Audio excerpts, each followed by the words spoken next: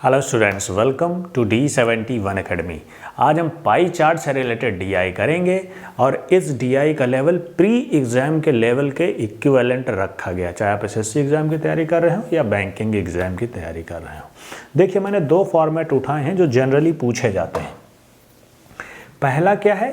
पहला ये percentage format है और दूसरा ये डिग्री फॉर्मेट है। जनरली इन्हीं दो फॉर्मेट्स में क्वेश्चन पूछे जाते हैं। जब भी डेटा का सम 100 के इक्विवेलेंट आएगा तो हम इसको क्या बोलेंगे? परसेंटेज डीआई बोलेंगे। ओके, जो भी डेटा आपको दिख रहा है, अगर इसका सम 100 के इक्विवेलेंट आ रहा है तो हम इसको परसेंटेज डीआई बोलेंगे। जो आपको यहां नंबर दिख रहे हैं, इनका सम करने पर अगर 360 आ रहा है तो हम इसको डिग्री डीआई बोलेंगे। ये बेसिक डिफरेंस है। दूसरा, यहां आपको डिग्री दिखती है, यहां पर परसेंटेज दिख रहा है, इस वजह से इजीली आप आइडेंटिफाई कर सकते हैं। तीसरा फॉर्मेट होता है जहां पर परसेंटेज डिग्री नहीं होता है, केवल आपको डेटा नॉर्मल नंबर्स दिए होते हैं। वो बहुत आसान डीआई होती है, उसका हम यहां जिक्र नहीं करेंगे। ये दो बहुत पॉपुलर फॉर्मेट है, हम इनके एक एक क्वेश्चंस लेते हैं और अपनी क्लास को आगे बढ़ाते हैं। सो स्टूडेंट्स, ये इंस्ट्रक्शन आप देखिए। पहले ये आपको जो पाई चार्ट दिख रहा है परसेंटेज बेस्ड है, क्योंकि डेटा आपको परसेंटेज में दिया गया है, प्लस आप सम अप करेंगे तो सारा सम आपको 100 मिलेगा। इंस्ट्रक्शंस पढ़ते हैं क्या है। पहली स्लाइड है, इंस्ट्रक्शन इंग्लिश में है, आगे जो क्वेश्चंस मिलेंगे हिंदी इंग्लिश दोनों भाषाओं में मिलेंगे। In the following pie chart percentage expenses on various items during the production of books are given. Books का कोई प्रोडक्शन हो रहा है तो बहुत सारे खर्चे हैं। एड का मतलब advertisement, printing, paper cost, royalty, binding और मिसक्लेनियस पे इस तरीके से खर्च किया जा रहा है, लेकिन परसेंटेज में दिया गया data. Based upon the information given in the pie chart, answer the question given below। कुछ क्वेश्चंस आपको दिए जा रहे हैं इस पे बेस्ड, और उनको आपको सॉल्व करना है। आगे बढ़ते हैं, क्वेश्चन पे देखेंगे। पहला क्वेश्चन है, central angle corresponding to the cost of printing is. Printing की लागत के अनुरूप केंद्रीय कोण है प्री एग्जाम में। सबसे ज्यादा प्रश्न ये पूछा जाता है, इस वजह से मैंने इसको पहले लिया है। ओके, प्रिंटिंग की कॉस्ट आपको कहां दिख रही है? ध्यान से देखिए, प्रिंटिंग आपको यहां पर दिख रही है, जिसकी कॉस्ट क्या है? 20%। अभी मुझे एक बात बताओ, जो ये पॉइंट है सेंटर पॉइंट, इसके सराउंडिंग अगर आप एंगल बनाइए, उसकी वैल्यू क्या होती है? 360 डिग्री। इसमें आपको कोई परेशानी नहीं होनी चाहिए। और जो प्रिंटिंग की कॉस्ट है ये कितनी है? 20%। तो 360 का सिंपल 20% आप निकाल दीजिए। 360 मल्टीप्लाइड बाई 20/100 सॉल्व करेंगे, क्या आ जाएगा? 72 डिग्री आ जाएगा। ये सब करने की जरूरत नहीं है। 360 डिग्री का 10% कितना हुआ? 36। डबल कीजिए 20% के लिए 72। ओके, आपका आंसर मार्क होगा बी। आगे बढ़ेंगे नेक्स्ट क्वेश्चन पे। इस क्वेश्चन को देखिए, if the cost of paper is ₹1,50,000 then the expense on the advertisement is. यदि कागज की लागत 1,50,000 है तो विज्ञापन पर खर्च होता है। कागज की लागत कितनी है? यहां पर देखिए 30% है। आपसे पूछ रहा है विज्ञापन मींस एडवर्टाइजमेंट, दिया गया है ये वैल्यू, पूछ रहा है ये 30%। कहने का मतलब क्या हुआ? 30% इज इक्वल टू 1,50,000। आप सीधे लिखेंगे 1,50,000। 30 इज इक्वल टू 1,50,000, इसलिए ए कितना हो जाएगा? 1,50,000 डिवाइडेड बाई 30। ओके, यहां मैं आपको समझाने के लिए 2 लाइन में लिख रहा हूं, वहां रफ सीट में आप केवल 1,50,000 डिवाइडेड बाई 30 लिखेंगे, एक की वैल्यू निकालेंगे। ओके, एक में काम करने का यही फायदा होता है। अभी हमें 7 की वैल्यू निकालनी है, just multiplied by 7, that's all. 7 से मल्टीप्लाई कर देंगे, ये कैंसिल हो गया, ये आया 5,000 मल्टीप्लाइड बाई 7, वैल्यू आ गई 35,000। क्या किया हमने? जो कॉस्ट ऑफ पेपर का परसेंटेज दे रखा है 30% है, हमने 30 को किसके इक्विवेलेंट कर दिया? यही तो बोल रहे हैं ये कि कागज की लागत 1,50,000 है, 30 अगर इक्वल है 1,50,000 के तो एक हो गया 1,50,000 बटे 30, तो 7 किसका इक्वलेंट हो गया, मल्टीप्लाइड बाई 7, 7 5 जो 35,000 is your answer, that's all. यहां आपको 1 के बाद में 100% की वैल्यू निकालने की जरूरत नहीं है। जब 1 की वैल्यू आ जाती है, आपसे जो पूछा जा रहा है सीधे 7%, जस्ट 7 का मल्टीप्लाई कीजिए, दैट्स योर आंसर। आगे बढ़ेंगे। इस क्वेश्चन को देखिए, if total expenditure is ₹3,03,000 then total expense on binding, advertising and royalty is. यदि कुल व्यय 3,03,000 रुपए है तो बाइंडिंग, एडवर्टाइजिंग और रॉयल्टी पर कुल व्यय होगा। आपको टोटल एक्सपेंडिचर दे दिया गया है यहां पर, और आपसे पूछा जा रहा है कि बाइंडिंग कहां है भाई, यहां है, एडवर्टाइजिंग यहां है, और रॉयल्टी ये, इनका जो टोटल व्यय है वो कितना है, कुल व्यय आपको बताना है। देखो कुछ स्टूडेंट गलती ये करेंगे कि वो पहले 7% निकालेंगे, 8% निकालेंगे, 15% निकालेंगे, उसको एडअप करेंगे। ऐसा नहीं करना है। जो आपको परसेंटेज यहाँ पर दिया गया है तीनों को यहीं ऐड कर लीजिए। एक बार में क्वेश्चन को खत्म करेंगे ऐसे। 15, 7 और 8 इनको एडअप करेंगे, कितना हो गया 30% आ रहा है इन तीनों का सम। तो आप सीधे 30% निकाल देंगे, किसका, जो आपको सम दिया गया है 3,03,000 का 30%। जैसे ही आप करते हैं 2 0 ये कैंसिल हो जाते हैं, मल्टीप्लाई आप करेंगे, कितना हो गया, ओके 0,339,00339, आपका आंसर करेक्ट हो गया ए। बस अगर आपको टाइम बचाना है तो आपको सेपरेटली परसेंटेज निकालने की जरूरत नहीं है, वो आप करेंगे तो उसमें बहुत ज़्यादा टाइम लगेगा, उसको आप एडिशन करेंगे। आप सीधे परसेंटेज पहले ही ऐड करेंगे, जो टोटल आपको दिया गया है उसमें से परसेंटेज आप निकाल देंगे, दैट्स ऑल। ये आपका आंसर होगा। आगे बढ़ेंगे नेक्स्ट क्वेश्चन पे। इस क्वेश्चन को देखते हैं। If the total cost of printing and paper is 12,500, find out the profit which is equal to the difference of advertisement and royalty। यदि प्रिंटिंग और पेपर की कुल लागत 12,500 है तो होने वाले लाभ का पता लगाएं जो एडवर्टाइजमेंट और रॉयल्टी के अंतर के बराबर है। प्रिंटिंग और पेपर की कुल लागत 12,500 है। प्रिंटिंग और पेपर कहां दिख रहे हैं, प्रिंटिंग यहां है, पेपर यहां है, ओके। इनकी कुल लागत 12,500 है। कुल का मतलब क्या हुआ, 20% प्लस 30%, 50% की वैल्यू आपको दी गई है 12,500 के इक्विवेलेंट, ओके। आगे आपसे पूछ रहा है उस लाभ का पता लगाएं जो एडवर्टाइजमेंट और रॉयल्टी के अंतर के बराबर है। एडवर्टाइजमेंट कहां है, ये रहा एड, ओके। रॉयल्टी कहां है, ये। इनका अंतर क्या है, 8% माइनस 7%, 1%, यही तो बोल रहा है। रॉयल्टी और एड इन दोनों का अंतर, डिफरेंस हमने ले लिया जो है 1%, यही प्रॉफिट है। क्वेश्चन को अगर सम अप करें तो आपको 50% की वैल्यू दी गई है 12,500, आपसे 1% की वैल्यू पूछ रहा है। क्लियर आपको दिख रहा है, 50% है 12,500, 100% क्या हो जाएगा इसका डबल, 25,000। 12,500 मल्टीप्लाइड बाई 2, 25,000 हो गया। 25,000 का 1% बहुत आसान है, 25,000 का 10% कितना हो गया, 2,500। 1% के लिए डेसिमल को 1 पॉइंट और शिफ्ट कीजिए, 250। आपका आंसर करेक्ट हो गया सी। जिसको नहीं समझ में आया ऐसे समझ लो। देखो 50 की वैल्यू कितनी है, 12,500, डन। 1 की वैल्यू कितनी हो जाएगी, 12,500 बटे 50, ये कट गया, ये कट गया, इसको सॉल्व करोगे 250, दैट्स ऑल। 1% की वैल्यू क्या आ गई आपकी, आंसर वही रहेगा। आगे बढ़ेंगे नेक्स्ट क्वेश्चन पे।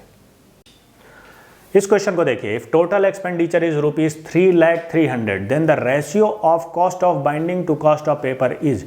यदि कुल व्यय 3,03,000 रुपए है तो बाइंडिंग लागत से पेपर की लागत का अनुपात क्या है। देखो स्टूडेंट्स, यहां पर बाइंडिंग ये दिख रहा है आपको, कॉस्ट ऑफ पेपर ये दिख रहा है।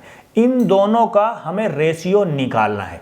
जब भी आपको ऐसा क्वेश्चन दिखे जहां परसेंटेज में ये तो डाटा दिया गया, लेकिन इसको निकालना किससे है, सेम कॉमन नंबर से निकालना है। 3,03,000 रुपए से आप बाइंडिंग की वैल्यू निकालेंगे, पेपर की भी वैल्यू आप इसी नंबर से निकालेंगे। कहने का मतलब जब दोनों नंबर सेम नंबर से लिंक किए जाते हैं तो हम कुछ नहीं निकालते।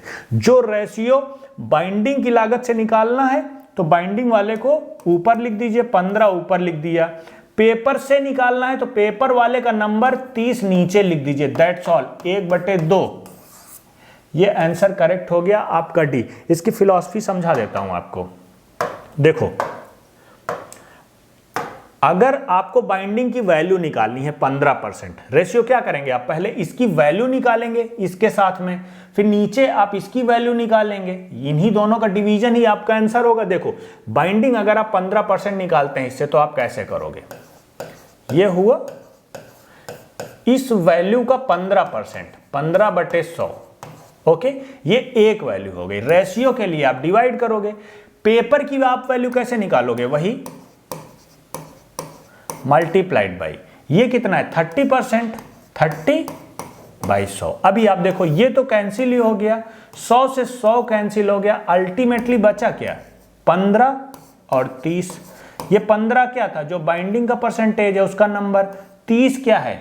उसका नंबर। इस वजह से जब भी परसेंटेज आपको यहां पर जो वैल्यूज दी गई हैं, अगर ये कॉमन नंबर से लिंक हैं, कॉमन नंबर से ही आपको वैल्यूज निकालनी है, तो हम सीधे वो नंबर ही लिखते हैं, उनका डिवीजन ही आपका आंसर होगा। आगे बढ़ेंगे नेक्स्ट क्वेश्चन पे। इस क्वेश्चन को देखिए, if total expenditure is ₹6 lakh, total expenditure आपको दे दिया गया है, then the average expenditure on royalty, advertisement and miscellaneous will be. यदि कुल व्यय 6 लाख रुपए है तो रॉयल्टी, एडवर्टाइजमेंट और मिसक्लेनियस पर औसत व्यय आपसे पूछा जा रहा है। देखो स्टूडेंट्स, बहुत सारे बच्चे यहां पर गलत अप्रोच लेंगे। पहले आप अपना गलत अप्रोच देख लीजिए कैसे आप कर सकते हैं। देखो, पहले आप करोगे क्या? 6 लाख रुपए जो दिए गए हैं, इनका आप रॉयल्टी, एडवर्टाइजमेंट और मिसक्लेनियस पर अलग अलग वैल्यूज निकालोगे। फिर एवरेज निकालने के लिए उनको 3 से डिवाइड करोगे। कहने का मतलब अप्रोच आपका क्या हो सकता है? गलत अप्रोच। 6 लाख, मैं 5 जीरो नहीं लिख रहा हूं, केवल लाख की जगह एल लिख रहा हूं। इसका आप निकालोगे रॉयल्टी की वैल्यू। रॉयल्टी कहां है? 8%। इसका 8%, ठीक है, प्लस फिर से 6 लाख इनटू दूसरी वैल्यू क्या है? एडवर्टाइजमेंट, इसका 7% प्लस फिर से 6 लाख, इसका कितना परसेंट? नेक्स्ट क्या है? मिसक्लेनियस, मिसक्लेनियस है हमारा 20%, इसका 20%, फिर डिवाइडेड बाई एवरेज निकालने के लिए 3। ओके, ये गलत अप्रोच होगा, इसमें ज्यादा टाइम लगेगा। अभी देखो, आप थोड़ा ध्यान से देखो, यहां पर कुछ कॉमन आ रहा है क्या? ध्यान से देखो, 6 लाख सब में है, ओके, डिवाइडेड बाई 100 भी सब में है, नीचे ले लिया। ब्रैकेट में क्या बचा? 8 + 7 + 20, 8 + 7 + 20 ब्रैकेट के अंदर बचा, डिवाइडेड बाई 3। कहने का मतलब ये क्या है? 8 7 20, 8 है आपका ये, 7 है आपका ये, 20 है ये। उन्हीं तीनों का सम अप आपको लास्ट में करना पड़ रहा है, तो आप पहले ही ना कर लो, आप पहले ही कर लो। आपका करेक्ट अप्रोच क्या होगा? आप लिखेंगे सीधे 6 लाख, 6 के आगे 5 जीरो, मल्टीप्लाइड बाई, सीधे आप वैल्यू निकालेंगे, सम करेंगे किसका? रॉयल्टी, एडवर्टाइजमेंट और मिसक्लेनियस के परसेंटेज का। रॉयल्टी कितना है? 8% और एडवर्टाइजमेंट है आपका 7%, 8 7 हो गया 15 और 15 मिसक्लेनियस है 20, हो गया 35। सीधे आप निकालेंगे 35%। 6 लाख का 35% आप सीधे निकालेंगे एवरेज के लिए, डिवाइडेड बाई 3। ओके, अभी देखिए, ये 2 जीरो ये कैंसिल हो गए, 3 2 जा 6, ये वैल्यू आ गई 2000, 35 से मल्टीप्लाई होगा, आंसर होगा आपका 70,000। ये बस आपका करेक्ट आंसर होगा, करेक्ट अप्रोच होगा। ये अप्रोच लेंदी हो जाएगा, इसमें टाइम आप ज्यादा कंज्यूम कर लेंगे। ओके स्टूडेंट्स, तो बढ़ेंगे नेक्स्ट क्वेश्चन पे। सो स्टूडेंट्स, ये क्वेश्चन देखिए, ये हमारा डिग्री बेस्ड क्वेश्चन है। क्योंकि हमको जो डेटा दिख रहा है अगर आप इसका सम अप करेंगे तो 360 मिलेगा, साथ में आपको डिग्री दिख रही है। इंस्ट्रक्शन पढ़ते हैं straight way. The following pie chart shows the performance in an examination in a particular year for 720 students. Study the pie chart and answer the questions given below. जब भी आप देख लें कि जो डिस्ट्रीब्यूशन हमें करना है उसका कोई नंबर दे दिया गया है, यहाँ दे दिया गया 720 स्टूडेंट्स जो कि डिस्ट्रीब्यूट होने हैं सारे में, तो आप सबसे पहला काम करेंगे 1 डिग्री की वैल्यू निकाल लेंगे। इससे क्वेश्चन करना हमेशा बहुत आसान हो जाता है। आपने देखा स्टूडेंट हैं 720, इनको फैलाना कितनी डिग्री में है? 360 में। 360 में फैलाना है आपको 720 स्टूडेंट्स, कहने का मतलब 360 डिग्री में 720 स्टूडेंट्स, तो 1 डिग्री में कितने हो जाएंगे? 720/360, वैल्यू आ गई 2। 1 डिग्री में स्टूडेंट जो होगा वो होगा 2। जब आपको 360 में इनको फैला देना है तो उनकी संख्या होगी 720। पहला काम फिर से रिपीट कर रहा हूं, आप 1 डिग्री की वैल्यू हमेशा निकालेंगे जब भी कोई डाटा दिया गया हो आपको, और उसको आपको 360 डिग्री में डिस्ट्रीब्यूट करना है। बहुत आसान है, कोई समस्या आपको नहीं होनी चाहिए। हमने जैसे ही देखा 1 डिग्री की वैल्यू निकाल ली जो आ गई 2। अभी बढ़ते हैं अपने क्वेश्चंस पे। Okay, this is your question. 1 degree की हमने क्या वैल्यू निकाली थी अभी? 2। ओके, क्वेश्चन को रीड आउट कीजिए। The number of students who passed in first division is. प्रथम श्रेणी में उत्तीर्ण होने वाले छात्रों की संख्या क्या है? प्रथम श्रेणी कहां है? This is 54 degree. 54 degree first division में पास होने वाले छात्रों की संख्या है। 1 डिग्री आपने निकाला, किसके इक्विवेलेंट है? 2, तो 54 किसके इक्विवेलेंट हो गया? 108। That's all. 108 छात्र कहां हैं? आपका आंसर करेक्ट हो गया A. Simple question, simple solution. अगर आपने 1 डिग्री की वैल्यू निकाल ली कोई परेशानी नहीं होने वाली। आगे बढ़ेंगे नेक्स्ट क्वेश्चन पे।